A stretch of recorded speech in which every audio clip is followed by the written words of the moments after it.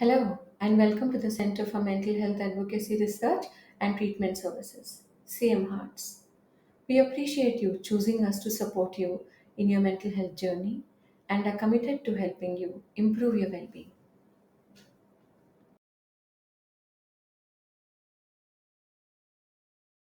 In this video, we'll explore obsessive compulsive disorder. Do you have persistent unwanted thoughts that cause you distress even when you try to ignore or suppress them? Do you feel driven to perform certain repetitive behaviors like washing hands, checking, or counting, or mental rituals to reduce anxiety or prevent something bad from happening? Do these thoughts or behaviors take up a significant amount of time, more than an hour per day, or interfere with your daily life? Do you recognize that your thoughts or rituals may be excessive or illogical, yet still feel unable to stop them? Do you feel intense discomfort or anxiety if you're unable to complete that task or ritual and follow a specific routine exactly? If your answer to any of these questions is yes, then you may be struggling with a disease called as obsessive compulsive disorder. The common themes observed in OCD are a strong fixation with dirt or germs, repeated doubts, for example, about having turned off the stove, a need to have things in a specific order, thoughts about violence or hurting someone, spending long periods of time touching things or counting, fixation with order or symmetry, persistent thoughts of awful sexual acts, troubled by thoughts that are against personal religious beliefs. We believe that OCD follows a five-step cycle. First is obsession. The cycle starts with an intrusive thought, image, or urge that causes distress and anxiety. These thoughts may seem random, harmless, or even silly, but they feel deeply unsettling. People may experience sometimes something called as autochthonous thoughts. These are ideas that seem to come from an outside source. Rather than the person's own train of thoughts, they are persistent and can be abnormally dominating. Anxiety, the second point. The obsession triggers intense discomfort and anxiety, making the person feel overwhelmed even if they recognize that the thought is irrational. Now, the third point is compulsion. To ease the anxiety, the person discovers that performing certain actions, either physical behavior or mental rituals, provides relief. At first, these actions seem helpful, but over time, they start consuming more and more of their daily life. Fourth is temporary relief. After performing the compulsion, the person experiences a brief sense of relief, feeling as though the danger has been avoided. However, this relief is only temporary and does nothing to stop the intrusive thoughts from returning. People may also engage in avoidance behaviors as avoiding places or situations that trigger the obsession may seem easier than coping with these thoughts. Reinforcement is a fifth point. Because of the compulsion temporarily reduces anxiety, the brain learns to rely on it. This makes the person more likely to repeat their behavior every time the obsession arises, strengthening the OCD cycle. Our brain has two key systems: the cortex, responsible for thinking, and the limbic system, responsible for emotions. Now we speak about the cortex. It includes the prefrontal cortex and the cingulate cortex.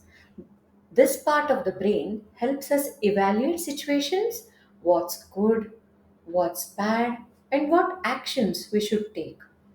Both become overactive, making a person feel like something is wrong or dangerous, even when it's not, and making small concerns feel like bigger problems. The limbic system. Now, this part is responsible for detecting mistakes and processing emotions, which includes the brain's fear center. That creates feelings of anxiety and emotional distress. When these areas don't work together properly, they create a pattern of fear, anxiety, and compulsive behaviors that define OCD. In OCD, the feeling part of your brain gets really anxious or upset about something, like worrying if something is clean or if you are safe. The thinking part tries to figure out why you are feeling upset and gives you reasons like you need to wash your hands again or you need to check that door again, hoping this will make you feel better. But here is the tricky part. Even though the thinking occurs, the feeling part of the brain does not receive the signal and does not feel any better. So the thinking brain thinks, okay, maybe I need to check it again or do it more carefully, and it repeats the action over and over again. In order to reduce distress, the brain performs rituals such as washing, checking, or avoiding certain actions. However, these provide only temporary relief. It's like having a hose that's clogged. When you try to send a signal from your thinking brain to your feeling brain, it gets stuck.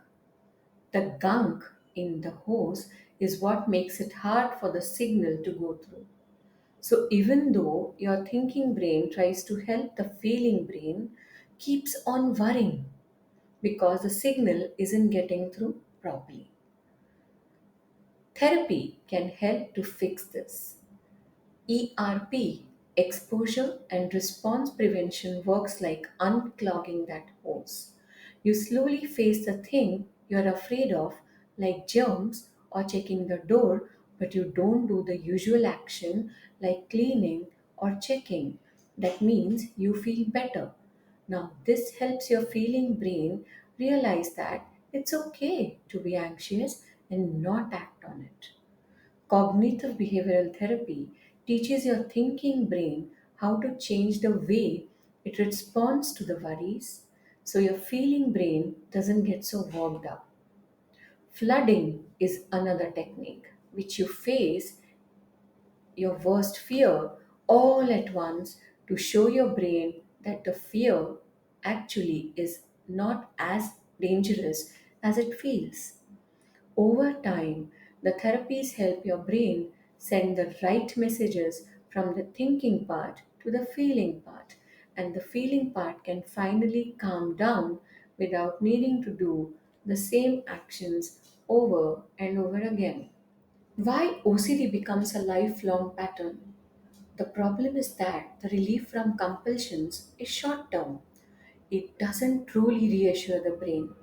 The amygdala becomes hypersensitive, overreacting to minor concerns. The brain struggles to process reassurance, making uncertainty feel unbearable. Eventually, OCD starts dominating daily life, affecting work, relationships, and mental well being. Treatment options. Cognitive behavioral therapy. We just spoke about it in the last slide, as well as ERP, that is exposure and response prevention. These are the highly effective therapies. Now we talk about medication. Antidepressants like fluoxetine, Prozac, and sertraline, that is Zolosoft, help balance brain chemistry. Other treatments, sometimes severe cases may benefit from deep brain stimulation, DBS, or transcranial magnetic stimulation, that is TMS. The treatment has the best effect when medication is paired with therapy. Something very important which you all need to know. Work with a doctor to find the right medication and dosage. Monitor side effects and report concerns. Don't stop medication suddenly to avoid symptoms of discontinuation or relapse. Thank you for watching. We hope it has helped you understand what the obsessive compulsive disorder is and what you may be experiencing. If you or someone you know is struggling with OCD, know that you're not alone. Remember, OCD is a challenging condition, help is available, and recovery is possible with the right support and treatment. For more information, consider speaking with a mental health professional or visiting a clinic. Remember, understanding is the first step to healing.